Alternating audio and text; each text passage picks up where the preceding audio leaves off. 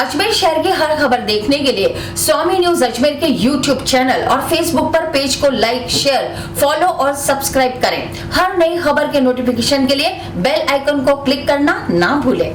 मैं हूं माधवी और अब समाचार विस्तार से।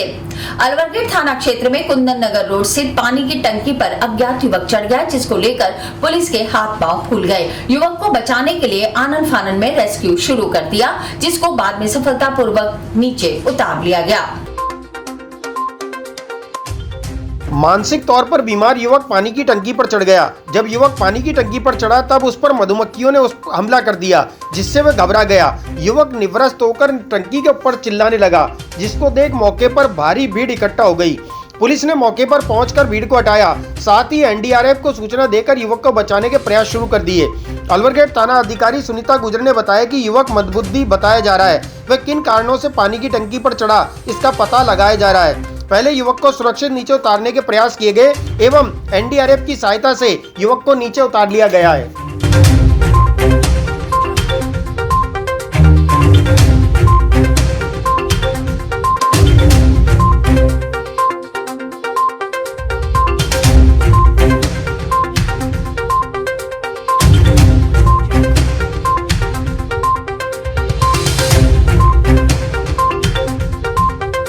जीआरपी एसपी ऑफिस से फ़ोन आया था कि कोई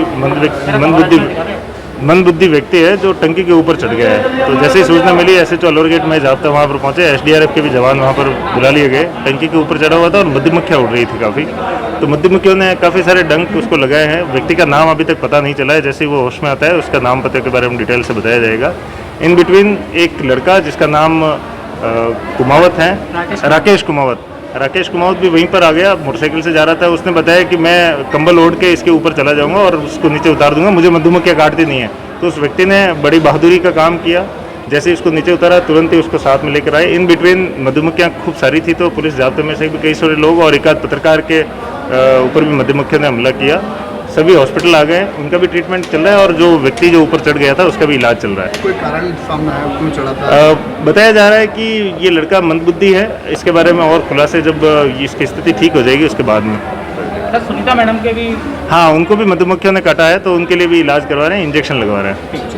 भैया बात ये थी कि एक जो मेंटल डिस्टर्ब कोई पर्सन था वो टंकी के ऊपर चढ़ गया था। उसको काफ़ी रेस्क्यू करके टंकी से नीचे उतार लिया गया है। और ये देखिए कि बात ये उसको बिल्कुल सेफ उतारा गया। यहाँ मधुमक्खियों के इतने छत्ते थे कि कोई चढ़ने के लिए सामने नहीं आ रहा था।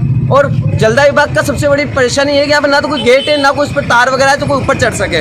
और मैं जलदा विभाग से यही आग्रह करूंगा कि ऐसी टंकियों में गेट लगाया जाए जहाँ पर कोई ऊपर नहीं चढ़ सके, हादसा हो सके। और इसलिए मैं सभी को ये कहना चाहूँगा कि मधुमक्खियों से जितना उतना बच कर रहे, क्योंकि ये मधुमक्खी किसी के वो नहीं होती है कि ये काटेगी नहीं काटेगी, सबको काटती है मधुमक्खी। लेकिन ये ध्यान से चढ़े, सेफ्टी चढ़े। उस बंदे की जान जरूरी थी, इसलिए जान बचाने के लिए हमने ये रेस्क्यू किया। सम्राट पृथ्वीराज चौहान राजकीय महाविद्यालय में प्रिंसिपल पद पर ज्वाइनिंग को लेकर आज उस समय विवाद गहरा गया जब प्राचार्य प्रतिभा यादव के होते हुए दीपक मेहरा प्रिंसिपल पद पर ज्वाइनिंग करने के लिए कॉलेज पहुँच गए। कॉलेज प्रिंसिपल प्रतिभा यादव ने बिना कॉलेज निर्देशालय के आदेश के दीपक मेहरा को ज्वाइनिंग नहीं कराने की बात कही और काफी देर तक दोनों के बीच इस बात को लेकर बहस होती रही। प्रिंसिपल प्रतिभा यादव ने कहा कि दीपक मेहरा के पास कोर्ट से ज्वाइनिंग के आदेश हैं, लेकिन कॉलेज शिक्षा निर्देशालय की ओर से उन्हें कुछ इस तरह का कोई आदेश नहीं मिला है, जिसकी वजह से ये उनका अधिकार नहीं है यहाँ ज्वाइनिंग करने का। दीपक मेहरा को प्रिंसिपल पद पर वे ज्वाइनिंग नहीं दे सकती। वहीं दीपक मेहरा का कहना है कि कोर्ट से आदेश उनके पास है जो कि कॉलेज प्रिंसिपल पद के ज्वाइनिंग के लिए हैं, लेकिन इसके बावजूद उन्हें ज्वाइनिंग नहीं दी जा रही है। फिलहाल दोनों के बीच इस बात को लेकर सहमति नहीं बन पाई है कि प्रिंसिपल पद पर कौन बैठेगा।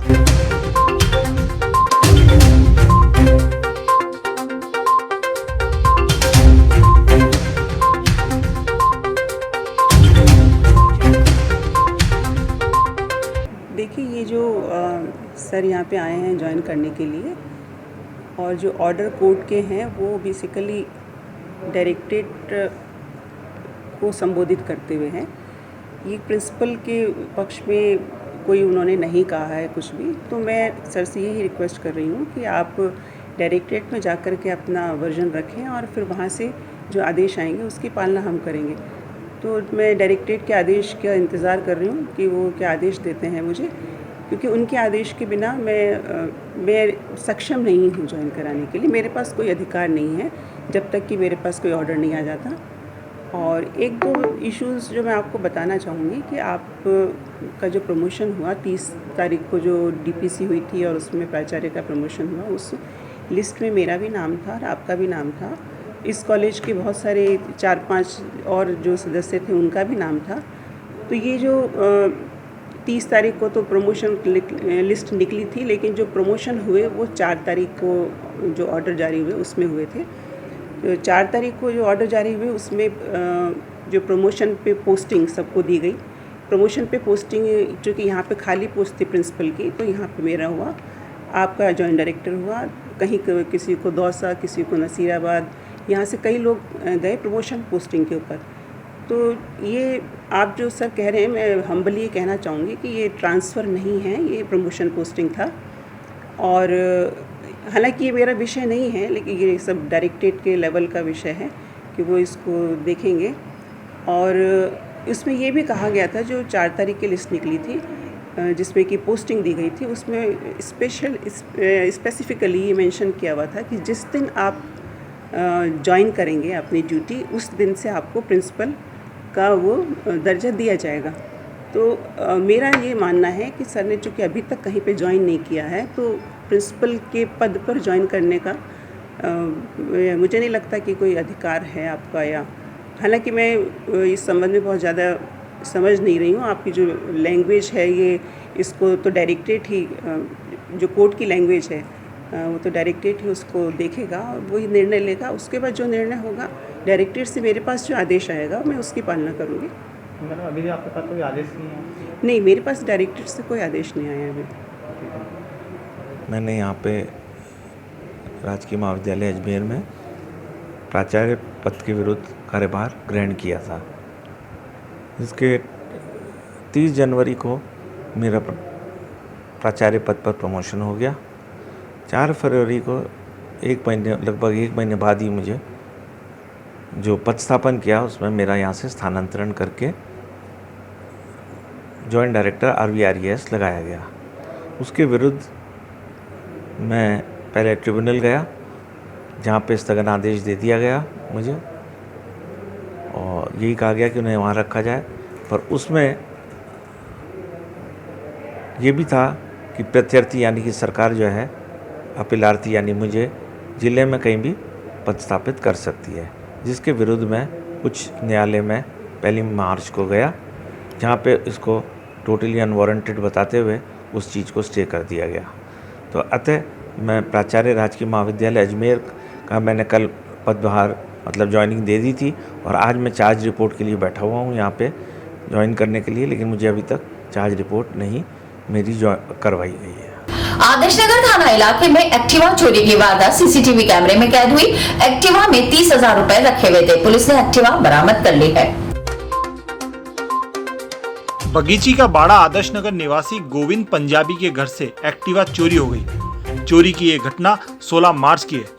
पुलिस ने तत्परता दिखाते हुए एक्टिवा बरामद कर ली, परंतु चोर अभी भी फरार है। सीसीटीवी फुटेज में चोर एक्टिवा को ले जाते हुए दिखाई दे रहा है।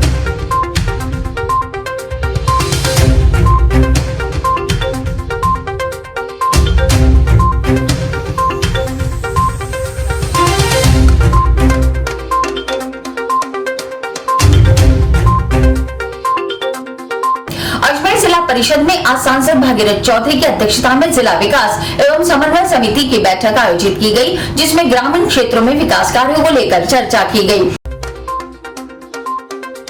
बैठक में जनप्रतिनिधियों सहित सभी विभागों के अधिकारी शामिल हुए। जनप्रतिनिधियों ने ग्रामीण क्षेत्र में विकास कार्य नहीं होने पर अपनी आपत्तियां दर्ज कराई। वहीं जिला कलेक्टर प्रकाश राजपुरोहित ने सभी वर्गों के अधिकारियों से विकास कार्यों पर ध्यान देने के लिए बात रखी। जनप्रतिनिधियों की नाराजगी को देखते हुए सांसद भागीरथ चौधरी ने सभी विभागों के अधिकारियों को ग्रामीण क्षेत्रों में सड़क, पानी, बिजली सहित चिकित्सा, शिक्षा को सुनिश्चित व्यवस्था करने के निर्देश दिए। सांसद चौधरी ने कहा कि बैठक में सभी अधिकारियों ने उन्हें विश्वास दिलाया कि तय समय अनुसार सभी विकास कार्यों को पूर्ण किया जाएगा, जिससे ग्रामीणों को सुविधाएं मिल सके।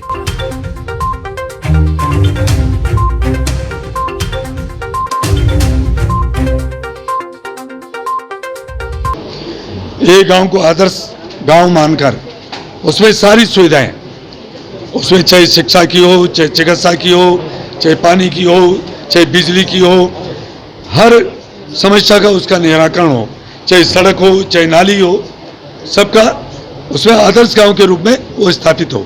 परंतु दुर्भाग्य है कि आदर्श गांव के ऊपर जितना ध्यान देना चाहिए, अधिकारियों को भी वहाँ जाना चाहिए, वो नहीं जा पाए। परंतु अब मैं विश्वास के साथ कह सकता हूँ कि आगे चाहे आदर्श गांव की बात हो, चाहे स्मार्ट सिटी की बात हो, चाहे पर्यटक की बात हो, चाहे शिक्षा की बात हो, चाहे जल जीवन मिशन की बात हो, वो सारे काम समयबद्ध होंगे। ये अभी अधिकारियों ने हमारे को विश्वास दिया है और मैं भी विश्वास करता हूँ कि ये सारे काम समय के ऊपर होने वाले हैं। जल जीवन मिशन के अंदर डीपीआर जो बननी है उसमें जनप्रतिनिधियों की राय नहीं ली जा रही है, गांव में जो कनेक्शन हो रहे हैं उनको लेकर। देखिए, जनप्रतिनिधि एक बहुत बड़ी एक महत्वपूर्ण कड़ी है। जनप्रतिनिधि को यदि सहयोग लिया जाता है तो उस काम होने में बहुत बड़ी आसानी हो जाती है। आज हमें पूरा भरोसा दे रहा है, हमारे जिलाधीश महोदय ने भी कहा है कि हम चाहे विधायक हो, चाहे जिला प्रमुख हो, चाहे हमारे प्रधान हो, चाहे हमारे जिला परिषद सदस्य हो, पंचायत समिति सदस्य हो, हमारे सरपंच हो, सबको साथ लेकर और जल जीवन मिशन वाले जो 2024 तक प्रधानमंत्री मोदी जी का सपना है, हर घर में नल हो और उसमें नल में जल हो, जल भी प्रमाणिकता के आधार पर शुद्ध जल हो, और जब भी 24 घंटे में उस नल को खोले उसमें जल आना चाहिए। इस मिशन को पूरा करने के लिए अब पूरा हमारा प्रशासन, हमारे जनप्रतिनिधि पूरे लगे हुए हैं और पूरे मुझे विश्वास है कि समयबद्ध टाइम के ऊपर हम इस मिशन को पूरा करेंगे। जल की बात करी है, गर्मी देखिए, गर्मी किल्लत रहती है, अब गर्मी की शुरुआत हो गई है और 1 अप्रैल से कलेक्टर साहब ने सबको आदेश दे दिया है कि पानी की समुचित व्यवस्था करनी है। चाहे कहीं टैंकरों से पानी की यदि सप्लाई करनी है तो वो भी करनी है, जहाँ बोरिंग ट्यूबवेल खोदनी है, जहाँ हैंडपंप खोदना है, तो सारी व्यवस्था के हिसाब से पानी की कहीं तकलीफ नहीं हो, उसके लिए हमारा प्रशासन भी चाक चौबंद है, पूरे मुस्तैदी से लगा हुआ है और हम जनप्रतिनिधि लगे। ग्राम पंचायतों में विद्युत कनेक्शन काटे जा रहे हैं, कैसे सप्लाई होगी पानी? देखिए, यह दुर्भाग्य है। मैं कहना चाहूँगा कि आज पंचायत राज को पंगु बना दिया गया है। पंचायत राज का जो इतना बड़ा बजट है, उस बजट को खुर्द-बुर्द किया जा रहा है, इधर से उधर किया जा रहा है। ये राजस्थान सरकार आज चाहे सरपंच हो, चाहे कोई भी जनप्रतिनिधि हो, प्रधान हो, चाहे जिला प्रमुख हो, वो सब ठगे से महसूस कर रहे हैं। परंतु मैं चाहूँगा कि पंचायत राज सशक्त होगा तभी हमारा ये प्रदेश और देश सशक्त होगा। और हमने ये बात केंद्र सरकार में भी उठाई है और यहाँ भी आज दिशा की बैठक में ये विषय उठ के आया है। अच्छा, बाटा तिराहा का जो मसला है, व्यापारिक जो है 40 दिन से मुहिम चला रखी है व्यापारियों ने, आप खुद ने मौका देखा है, क्या करें? देखिए, दिशा की बैठक के पहले मैं वहाँ गया, मौके पर मैं गया हूँ। वास्तव में मैंने देखा है वो एक बहुत ज्वलंत समस्या है, आम जन की वो पीड़ा है। अभी हमारे अधिकारियों ने, कलेक्टर साहब और सारे अधिकारियों ने आश्वासन दिया है कि आप भी आइए, सारे जनप्रतिनिधि बैठकर, और हम सब इंजीनियर सबको बुला लेंगे और उसमें क्या बढ़िया से बढ़िया कर सकते हैं उसको करने की हम कोशिश करेंगे। श्री सीमेंट के अवैध दोहन का भी मुद्दा सामने आया कि चारागाह भूमि में अवैध दोहन कर रहा है श्री सीमेंट। देखिए, ये बात ये आया है, एक छोटा व्यक्ति है, गांव में रहने वाला व्यक्ति है, गरीब व्यक्ति है, किसान है, मजदूर है, वो अपना मकान बनाना चाहता है, परिवार बढ़ता जा रहा है। एक कोई व्यक्ति है, उसके 2 बेटे हो गए, वो दोनों बेटे अलग होना चाह रहे हैं, तो उसके लिए जरूरी है, कंपलसरी हो गया है कि उसके लिए एक मकान बनाना जरूरी है। वो पत्थर भी लाएगा, वो बजरी भी लाएगा। अभी मैंने खनिज विभाग से है, मैंने उनको कहा भाई व्यावहारिकता के हिसाब से सोचिए, यदि वो अपने घर के लिए मकान बना रहा है, बजरी ला रहा है, पत्थर ला रहा है, तो उनके ऊपर इस तरह का आप जुल्म डाले हो, ये अच्छी बात नहीं है। यदि कोई पेशेवर आदमी है और वो व्यापारी उसको अपना रखा है, आप उसको पकड़िए, परंतु आम जन को नहीं। दूसरा, पंचायत राज के आधार पे ग्राम पंचायतें डेवलपमेंट कर रहे हैं, मनरेगा में काम हो रहे हैं, वहाँ बजरी नहीं आएगी तो कैसे काम चलेगा, वहाँ पत्थर नहीं आएगा तो कैसे काम चलेगा। उसके लिए भी हमने ताकीद किया है खनिज विभाग को कि उनके ऊपर इस तरह के जो चालान काट रहे हो, ये चालान नहीं काटना चाहिए, और उन्होंने इस बात को स्वीकारा भी है कि आइंदा से हम ऐसा काम नहीं करेंगे। गांव में सड़कें बनती है जो दामर की, तो उसको वापस बारिश से खराब हो जाती है, इसके भी चर्चा। देखिए, गुणवत्तापूर्वक सड़क बननी चाहिए, इसके बारे में यहाँ बात चली है, और जिन सड़कों का जिक्र हुआ था वो सड़कें अभी बन रही है, वो सड़कें पूरी हो जाएगी, उसके बाद में हम खुद मॉनिटरिंग करेंगे, हमारी जनप्रतिनिधि करेंगे। गुणवत्तापूर्ण कार्य होना चाहिए, ये जनता का पैसा है, सड़क अच्छी बननी चाहिए, और यदि अच्छी नहीं बनेगी वो टूट जाएगी, जनता का पैसा व्यर्थ चला जाएगा। परंतु मैं आपको विश्वास दिलाता हूँ कि अब ऐसा काम हम नहीं होने देंगे। दिल्ली के अंदर और यहाँ जयपुर में, यहाँ विधानसभा भी चल रही है, इसलिए मैंने आज सैटरडे का समय चुना ताकि सब जनप्रतिनिधि आ जाए। जनप्रतिनिधियों दिशा की बैठक बहुत महत्वपूर्ण होती है और उसमें आना चाहिए। मेरे सेक्रेटरी ने सभी को इतला करी है, चाहे उसमें जिला प्रमुख हो, चाहे विधायक हो, चाहे प्रधान हो, चाहे महापौर हो, चाहे हमारे चेयरमैन हो, सबको सूचना करी गई है और प्रशासन द्वारा भी करी गई है। हो सकता है उनकी कोई व्यस्तता होगी, वो नहीं आ पाए होंगे, परंतु मैं चाहता हूं कि दिशा की बैठक बहुत महत्वपूर्ण है और जनप्रतिनिधि के लिए एक बहुत बड़ा, एक अपने क्षेत्र में काम कराने का एक बहुत बड़ा ये प्लेटफॉर्म है, उनको आना चाहिए। और मुझे विश्वास है कि आइंदा दिशा की बैठक होगी, उसमें सारी जनप्रतिनिधि आएंगे। परंतु मैंने कलेक्टर साहब को कह दिया है कि यहाँ सारे अधिकारी, जो अधिकारी सक्षम है दिशा की बैठक में, वो आने चाहिए, और नहीं आए तो उनको कारण बताओ नोटिस दीजिए, ताकि अगली दिशा की बैठक में वो जो सक्षम अधिकारी है वो इस बैठक में पहुंचे।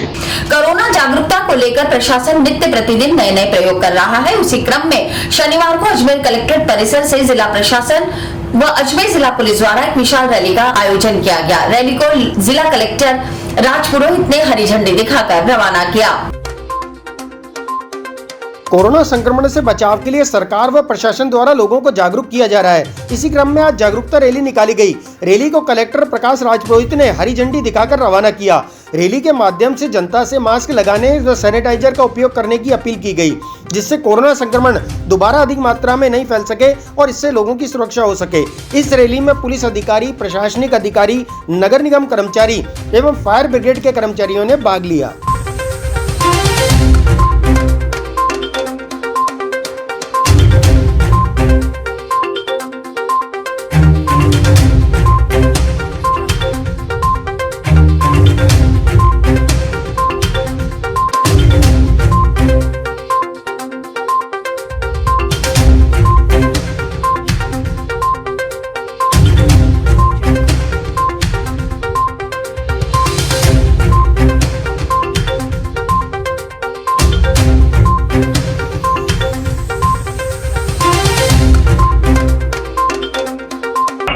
ये जन आंदोलन का अभियान चला था अक्टूबर-नवंबर में और लगातार चला था। तब कोविड के केसेस में अजमेर में काफ़ी गिरावट आई थी। अभी बाहर दूसरे राज्यों में, खासकर महाराष्ट्र में और दूसरे और राज्यों जहाँ पे कोविड के केसेस बहुत बड़े हैं, तो उसका प्रकोप भी अजमेर में आए। उससे पहले ही हम सब लोग जो मास्क वाली जागरूकता है उसको बरकरार रखें, सभी लोग मास्क लगाए रखें और सोशल डिस्टेंसिंग और हैंड सैनिटाइजेशन इसकी पालना करें। और इसी के बाबत आज ये जागरूकता रैली सभी विभागों के साथ मिलकर निकाली जा रही है। पुलिस विभाग, नगर निगम, शिक्षा विभाग, ICDS विभाग, सभी विभाग इसमें शामिल हैं, NGO भी इसमें शामिल हैं। कोविड-19 के बढ़ते हुए केसेज ये संकेत दे रहे हैं कि कोरोना की दूसरी लहर आ चुकी है। हम जनता को जागरूक करना चाहते हैं इस रैली के माध्यम से। कोई भी व्यक्ति बिना मास्क के घर से बाहर नहीं निकले, 2 गज की दूरी 2 व्यक्तियों के बीच में रखे हमेशा, और बार बार अपने हाथ सैनिटाइजर से या साबुन से धोता रहे। ये संदेश देने के लिए ये रैली निकाली जा रही है। फायसागर रोड पर नगर निगम द्वारा अस्थायी कचरा डिपो बनाने को लेकर क्षेत्रवासियों ने विरोध दर्ज कराया। फायसागर रोड माली मोहल्ला निवासी अजय सिंह का कहना है कि नगर निगम की गाड़ियां आकर वार्ड नंबर 3 फायसागर रोड पर कचरा डालकर जा रही हैं, जिससे आसपास के क्षेत्र में दुर्गंध व कचरा फैल रहा है। अजमेर को स्मार्ट सिटी बनाने और स्वच्छता सर्वेक्षण में प्रथम आने के अजमेर के सपने को ये नज़ारे आघात पहुंचा रहे हैं। इस कचरे में आवारा पशु मुंह मार रहे हैं। इसको लेकर क्षेत्रवासियों में काफी आक्रोश है। इस कचरे से महामारी फैलने का खतरा भी है। समस्या तो ये है कि देखिए अभी आपके सामने जो कचरा रखा हुआ है तो ये पहले नहीं था। अभी दिन में कौन सी गाड़ी आई, अभी 10-15 मिनट पहले कोई गाड़ी आई फिर खाली करके चल गए। बीच रोड में जानवर विचरण कर रहे हैं, जैसे भी कोई गाड़ी वगैरह निकलेगी जानवर हादसा हो सकता है। और अभी सुबह हुआ, ये लोग उठाने का काम नहीं उल्टा डाल के गए। ये वार्ड नंबर 3 है जो प्रतिभा ये पारासर के अंडर में आता है और काफ़ी गंदगी है। देखो आपके सामने कोई भी हादसा हो सकता है। बीच रोड में कचरा पड़ा है, जानवर विचरण कर रहे हैं। ये फायसागर रोड दोषी वाटिका के सामने रोड। आप 24 घंटे इसको बिजी समझिए, इतना रोड बिजी चलता है। इस रोड पे इतना ट्रैफिक है। अभी आप देख रहे हो ट्रैफिक आपके सामने आ रहा जा रहा है। बीच में गायें खड़ी है, कचरा रखा है। अब जैसे भी कोई भी हादसा हो सकता है, गायें जानवर है। कोरोना की वजह से देखो गंदगी हो ही रही है सब जगह। मुख्य प्रधानमंत्री जी भी कहते हैं कि साफ सफाई रखो। अब साफ सफाई आपके सामने है। नए नए वार्ड बने, ये स्मार्ट सिटी है। अजमेर के लोग यहाँ आ रहे हैं, देख रहे हैं। और मतलब रेगुलर चलता हुआ रोड है, ये नहीं कि कोई गली वगैरह हो। ये रेगुलर भरा हुआ रोड है और दोषी वाटिका के सामने है ये। और आप देख लीजिए पोजीशन क्या है यहाँ की।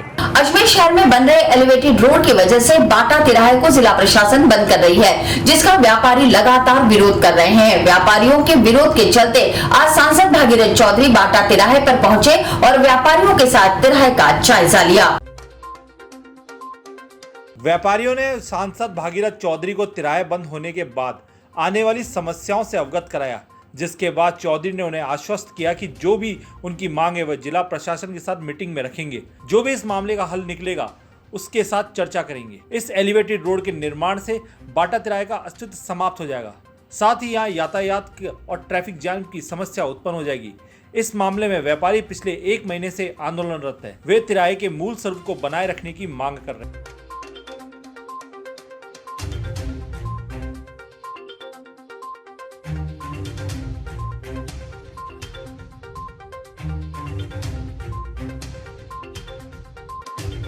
देखिए, अजमेर शहर व्यापार महासंघ द्वारा और विभिन्न संस्थाओं द्वारा ये यहाँ जो ये ब्रिज बन रहा है उसके बारे में इन्होंने दिक्कत और शिकायत की है कि वास्तव में हमारा ये तिराहा बंद हो जाएगा और पूरा पहाड़ गज से पानी जो आ रहा है आखिर उससे कभी ज़्यादा अतिवृष्टि होगी तो यहाँ बहुत भारी जनहानि की अंदेशा हो सकता है। इस वजह से और ट्रैफिक भी डिस्टर्ब हो रहा है। इसलिए अभी दिशा की बैठक है, मैं सारे अधिकारियों से बात करूंगा और इसका कोई न कोई हल निकालने की कोशिश करें। आज हमारे माननीय आदरणीय सम्माननीय अजमेर लोकसभा के हमारे सांसद महोदय श्री भागीरथ जी चौधरी साहब ने आज मौका मुआयना किया है बाटा तिराहे का, जो काफ़ी दिनों से 40 दिन से हम आंदोलनग्रस्त हैं। उसमें उन्होंने आज मौका मुआयना किया है और आज कलेक्टर महोदय के साथ जो स्मार्ट सिटी प्रोजेक्ट की मीटिंग है उसके अंदर वे अभी यहाँ से सीधे जाएंगे। उनको हमने रिक्वेस्ट की थी कि आप मौका मुआयना करें और विगतवार इसको समझें कि ये जनता के लिए कितना दुर्भाग्यपूर्ण काम हो रहा है। तो उन्होंने विगतवार देखने के बाद हमें आश्वासन दिया और हमने उनको ज्ञापन भी दिया है कि वो ज़रूर इसमें स्मार्ट सिटी प्रोजेक्ट के अंदर जिलाधीश महोदय से मिलकर इसमें बदलाव के लिए कोई ना कोई जनता के हित के अंदर कार्य करेंगे। किस तरह की समस्या आ रही है यहाँ पर? देखिए, सर्विस लाइन जो आ रही है 18 फीट नहीं आ रही है, 10 फीट आ रही है। अभी आप मौजूदा में हाल देखें क्या है, जब हो जाएगा उसके बाद तो इतनी कठिनाइयाँ आएंगी जिसकी कोई कल्पना नहीं कर सकता। इसलिए हम प्रशासन को जगाने की कोशिश कर रहे हैं कि हम भी एलिवेटेड ब्रिज के विरोध में नहीं है, लेकिन जनता के हित में आप काम कर रहे हैं। ये निर्माण 100-200 साल तक कुछ भी नहीं होगा, लेकिन ऐसा बनाएं जिससे स्मार्ट सिटी में हमें लगे कि एक अच्छा स्मार्ट पुल हमें मिला हमारे शहर के अंदर। पुष्कर में बीती रात सर्वेश्वर कॉलोनी में सांप की प्रजातियों में सबसे खतरनाक सांप स्पेक्टिकल कोबरा निकलने से दहशत मच गई। सर्परक्षकों ने सांप को पकड़कर जंगल में छोड़ दिया। पुष्कर की सर्वेश्वर कॉलोनी में मुरली कुमावत के मकान में सांप निकलने से सभी लोग डर के मारे घर से बाहर निकल गए और दीवारों पर चढ़ गए। फोन पर सूचना मिलने पर नागरिक सुरक्षा के जाबाज स्नेक रेस्क्यूअर किशन गोपाल जाट अपने साथी सदस्य अमरचंद सांखला और सुरेंद्र शर्मा को लेकर तुरंत मौके पर पहुंचे और सांप को सुरक्षित पकड़कर घर वालों को भयमुक्त किया। सांप को बाद में जंगल में छोड़ दिया गया। घर के मालिक मुरली कुमावत ने सिविल डिफेंस की टीम का आभार व्यक्त किया।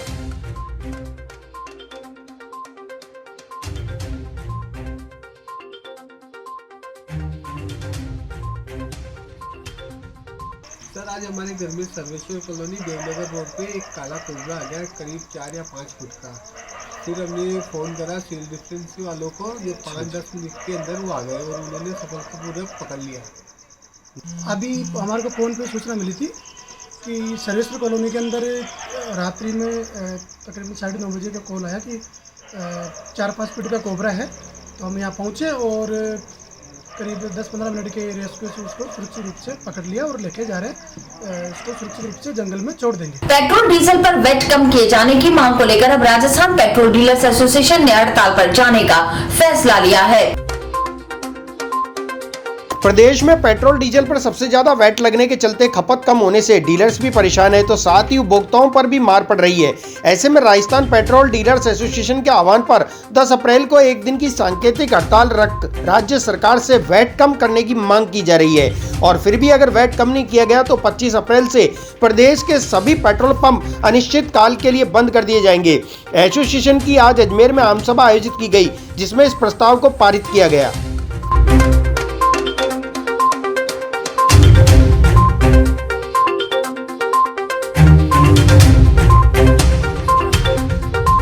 ये हमारी Rajasthan petroleum dealers association Rajasthan Ajmer इकाई की मीटिंग है और ये हमने आज हमारे समस्त ज़िले की मीटिंग बुलाई है। और मेन मुद्दा हमारा ये है कि इस मीटिंग के अंदर हम सारे डीलर्स को बुला के ये उनसे रजामंदी लेना चाह रहे हैं कि हम लोग मुख्यमंत्री कलेक्टर साहब के मार्फत मुख्यमंत्री को हमने ज्ञापन दिया है कि राजस्थान में वैट जो है पूरे देश में सबसे ज़्यादा है। पेट्रोल पे 36%, डीजल पे 28% वैट है, जो कि पड़ोसी राज्यों से करीब 10% ज़्यादा है। क्या चाहते हैं? इसकी वजह से ये हो रहा है कि जो समस्त हमारे बॉर्डरिंग डिस्ट्रिक्ट्स हैं वहाँ की जो है सेल बिल्कुल बैठ गई है और हम लोगों की सेल पे भी बहुत फ़र्क पड़ा है। मीटिंग के अंदर हमने एजेंडा रखा है कि ये वैट कम करने का एजेंडा रखा है। तो हमने ये रिक्वेस्ट कर रहे हैं मुख्यमंत्री जी से कि पड़ोसी राज्यों के बराबर वैट करा जाए, अन्यथा मजबूरन ये है कि हम लोगों ने आह्वान दिया है कि अगर ये वैट कम हमारी मांगे नहीं मानी गई तो हम 10 तारीख को एक दिन की सांकेतिक हड़ताल पूरे राजस्थान की करेंगे। पूरे अजमेर ज़िले के पेट्रोलियम डीलर एसोसिएशन की मीटिंग है। समस्त डीलर्स यहाँ पधारे हुए हैं। ये मीटिंग रखी गई है कि राज्य सरकार को हमारी एसोसिएशन ने ज्ञापन दिया हुआ है कि वैट कम करने के लिए, क्योंकि जो पड़ोसी राज्य हैं हरियाणा, पंजाब, यूपी, एमपी, वहाँ पे पेट्रोल डीजल पे वैट कम है बनिस्बत राजस्थान के। राजस्थान हिंदुस्तान में सबसे ज़्यादा वैट राजस्थान में लगा हुआ है। उसके नतीजन ये है कि यहाँ पे जो बिक्री हो रही है पेट्रोल डीजल की वो अन्य प्रदेशों के मुकाबले बहुत कम हो रही है, जिससे राज्य सरकार को भी नुकसान है। राज्य सरकार को ज्ञापन दिया है कि ये वैट कम करे, अन्यथा अगले माह 10 अप्रैल को एक दिन की सांकेतिक हड़ताल रखेंगे 24 घंटे की, जिसमें न हम पेट्रोल डीजल खरीदेंगे न बेचेंगे। उसके बावजूद भी अगर सरकार पे नहीं मानी तो हो सकता है 25 तारीख अप्रैल से हम अनिश्चितकालीन हड़ताल पे चले जाएं। पुष्कर विधायक सुरेश रावत ने विधानसभा में रावत समाज को अनुसूचित जनजाति वर्ग में आरक्षण देने की मांग उठाई। उन्होंने रावत समाज और भील मीणा समाज को आपस में एक समान बताया। आर्थिक स्थिति के कारण रावत समाज को भी अनुसूचित जनजाति वर्ग के आरक्षण का लाभ मिलना चाहिए। माननीय अध्यक्ष महोदय, राजस्थान विधानसभा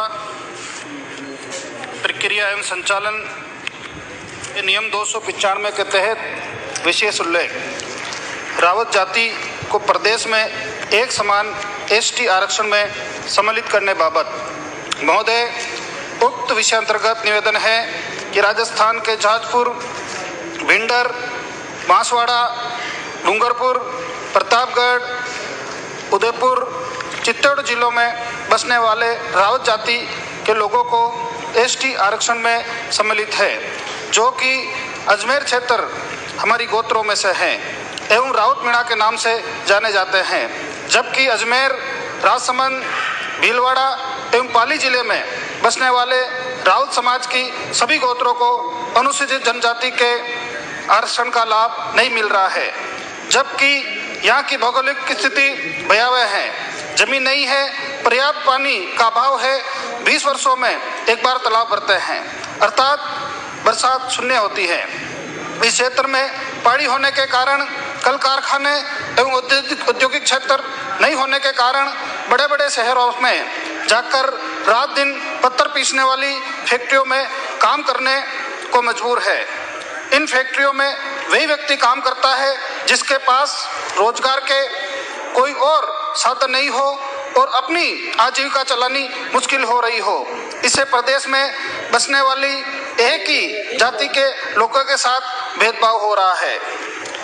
इन 4 जिलों में बसने वाली राउत जाति के आरक्षण से वंचित सभी गोत्र की महिलाएं, पुरुष पत्थर पीसने की फैक्ट्रियों में रात भर मजदूरी करते हुए जीवन यापन कर रही है। अब आप हिसाब लगा सकते हैं कि इनसे गरीब कौन सी जाति हो सकती है। आप चाहे तो कमेटी बनाकर बेचकर सर्वे करा सकते हैं। मेरी बात गलत निकले तो आप जो सजा दोगे मैं भुगतने को तैयार हूँ। कृपया हमारे साथ न्याय करावे। सभी गोत्र बीपीएल के समक्ष है। माननीय अध्यक्ष महोदय, मैं आपके माध्यम से माननीय मुख्यमंत्री जी से निवेदन करता हूँ कि आप राउत जाति के लिए कोई अलग से आरक्षण हम नहीं मांग रहे हैं। हम लोग भी राजस्थान में ही रहते हैं और आरक्षण कोई जिले वाइज नहीं है। जब जाजपुर, भिंडर, चित्तौड़ जिले के राउत समाज की गोत्र को वर्षों से आरक्षण का लाभ मिल रहा है, ये लोग भी ब्यावर क्षेत्र के मांगण जी महाराज के बड़ा खेड़ा से निकले हुए हैं, जो कि मोटिस है। जैसे उदाहरण के लिए इसी सदन के माननीय जाजपुर से सदस्य गोपीचंद जी मीणा विधायक महोदय, पूर्व विधायक शोजीराम जी मीणा, बांसवाड़ा से पूर्व विधायक रहे धन सिंह जी रावत, ये लोग भी हमारी गोत्र से ही रावत हैं, जो आज भी हर वर्ष जुलाई महीने में बांगड़ जी महाराज के मंदिर के मेले में, बड़ा खेड़ा ब्यावर में, जाजपुर, भिंडर, चित्तौड़गढ़, उदयपुर, राजसमंद से लाखों की संख्या में प्रतिवर्ष बांगड़ जी के मेले में आते हैं। हम सभी यही से निकले हुए हैं। हमारे लोक देवता भी सब एक ही है। तीर्थराज पुष्कर में हमारे राउत समाज का भव्य मंदिर है, तो उसके अंदर भी मीन भगवान की मूर्ति स्थापित है। अतः आपसे निवेदन है कि अजमेर, राजसमंद, पाली, भीलवाड़ा जिले में बसने वाली राउत जाति के सभी गोत्र के लोगों को अपना शपथ पत्र एसटी प्रमाण पत्र हेतु देता है। इसके लिए जिले के कलेक्टर को आदेश निकालकर पाबंद करावे कि जो रावत एसटी प्रमाण पत्र लेने हेतु आपके पास शपथ पत्र देता है, उसे आप एसटी का प्रमाण पत्र जारी करने का आदेश करावे। अतः मैं निवेदन करता हूँ कि हमारी रावत जाति अन्य कोई आरक्षण नहीं मांग रही, जो आरक्षण है अपना हक मांग रही है। धन्यवाद। स्वामी न्यूज के खास कार्यक्रम स्मार्ट पार्षद के तहत शनिवार को वार्ड 48 से पार्षद चंचल बैरवाल व उनके पति निर्मल बैरवाल से अजमेर शहर के विकास व वार्ड को लेकर पत्रकार राजीव शर्मा ने चर्चा की। पार्षद चंचल बैरवाल ने वार्ड में कच्चे मकानों को पक्का कराने के लिए सरकार से मांग करने की बात कही एवं अजमेर में दक्षिण विधानसभा क्षेत्र में खेल मैदान की भी बात रखी। और आप क्या चाहते हैं कि अजमेर में और क्या क्या ऐसे कार्य होने चाहिए जो अभी तक शायद पटल पर नहीं रखे गए हैं, कि आने वाले 20-30 साल में महानगर की तरह आप क्या देखना चाहते हैं अजमेर को? अभी देखो, महानगर की तर्ज पे मैं चाहता हूँ कि आज जितनी भी कॉलोनियां हमारे एरिया के अजमेर में जो विकसित हो रही है, तो वहां पर 40 फीट का रोड हो और यानी गाड़ी रोड अच्छे हो, नालियां मजबूत हो। जिस तरीके से ये आना था, अगर इसका चलन आ रहा है तो ये इसकी समस्या सबसे बड़ी, इसको अगर बिल्कुल सही कर देंगे तो सारी समस्याओं का निवारण हो जाएगा। क्षेत्र में विकास कार्य हो, रोड कहीं पर भी रोड खुदी हो। आज आप देखिए कि विरोध हो रहा है, अब गैस पाइपलाइन खोदी जा रही है, तो वहां पर नगर निगम का सबसे ज्यादा चार्ज लगाया गया है, क्योंकि वो ठीक है चार्ज लगाना। आप देखिए कि कोई भी आता है सड़क खोद करके चल देता है, उसको अगर आप पूछते हैं कि भाई ये तेरे परमिशन है कि इसकी, तो कोई पुरानी परमिशन दिखा करके आता काम करके चल जाता है, तो ना तो उसका नगर निगम ध्यान देता है। अगर उसके जो पैसे लिए गए हैं, अगर नगर निगम को पैसा जमा कराया गया है, तो नगर निगम की जिम्मेदारी कि उस रोड को वापस दुरुस्त किया जाए। आज आप देखिए कि उन रोड खुदे पड़ रहते हैं, फिर वो पार्षद को पब्लिक जनता परेशान करती है। तो मैं यही चाहता हूँ कि जहां पर भी कोई रोड अगर सीवरेज लाइन डल रही है या आप देखिए कि ये जो गैस की पाइपलाइन डल रही है, मगर वो रोड वापस जो भी कंपनी कर रही है तो या नगर निगम जिम्मेदारी ले या एडीए ले उस रोड को वापस बनाने की। क्योंकि आज आप मेरे वार्ड के अंदर आप देखिए, अगर अब मैंने अभी वैसे गैस पाइपलाइन के लिए बिल्कुल मना कर दिया है, क्योंकि अगर मेरे वार्ड के अंदर मैंने अभी सड़कें सारी बनाई गई है, अभी फंड की बड़ी समस्या है रखी, क्योंकि ये कोरोना महामारी की वजह से सरकार ना केंद्र सरकार की तरफ से कोई फंड आ रहा है, ना राज्य सरकार की तरफ से कोई पैसा आ पा रहा है। तो मैं चाहता हूं कि भाई अगर आप पाइपलाइन को डाल रहे हो गैस वाली को, मैंने सीवरेज लाइन भी नहीं डलाई मेरे वार्ड, मेरे सिर्फ सीवरेज लाइन डली हुई जलकारी नगर के अंदर, बाकी पूरे वार्ड के अंदर सीवरेज लाइन नहीं डलाई है। क्योंकि अगर वो समस्या सीवरेज लाइन की मैं करता हूँ, मेरी कच्ची यानी गलियां बहुत छोटी छोटी है और वहां निकासी पानी की हो पाएगी नहीं, और वो सीवरेज लाइन डल गई और फिर जहां से वो ब्लॉक हुई वहां लोगों को परेशानी हो जाएगी। और इसी के साथ ये समाचार बुलेटिन ही समाप्त होते हैं। मुझे दीजिए इजाजत, देखते रहें स्वामी न्यूज।